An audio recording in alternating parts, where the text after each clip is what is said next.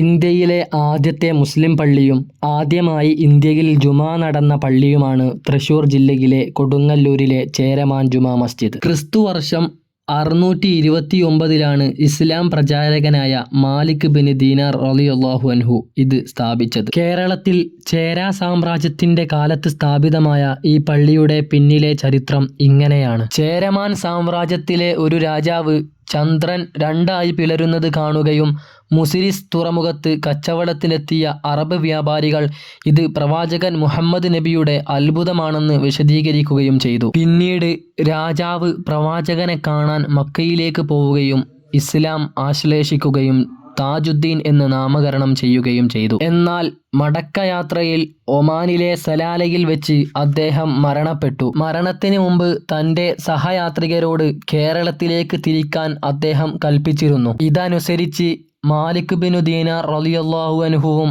സംഘവും കേരളത്തിലെത്തുകയും അദ്ദേഹത്തിൻ്റെ പേരിൽ ഈ മസ്ജിദ് നിർമ്മിക്കുകയും ചെയ്തു. തനത് കേരള വാസ്തുവിദ്യയിൽ നിർമ്മിച്ച ഈ മസ്ജിദ് കാലപ്പഴക്കം മൂലം മസ്ജിദിന്റെ പല ഭാഗങ്ങളും നവീകരിക്കപ്പെട്ടിട്ടുണ്ട്. കൂടാതെ പള്ളിയുടെ സമീപത്ത് മാലിക് ബിൻ ദീനാർ റളിയല്ലാഹു അൻഹുവിൻ്റെ പിൻഗാമിയായ മാലിക് ബിൻ ഹബീബിൻ്റെയും പ്രിയപത്നിയുടെയും ഖബറുകൾ നമുക്ക് ദർശിക്കാൻ കഴിയും. ഇപ്പോൾ അണ്ടർഗ്രൗണ്ടിൽ ആധുനിക സൗകര്യത്തോടെ വിശാലമായ പള്ളി നിർമ്മിച്ചിട്ടുണ്ട്. തുടർന്നുള്ള വീഡിയോകൾ ലഭിക്കാൻ ചാനൽ ഇപ്പോൾ തന്നെ മറക്കാതെ സബ്സ്ക്രൈബ് ചെയ്യുക.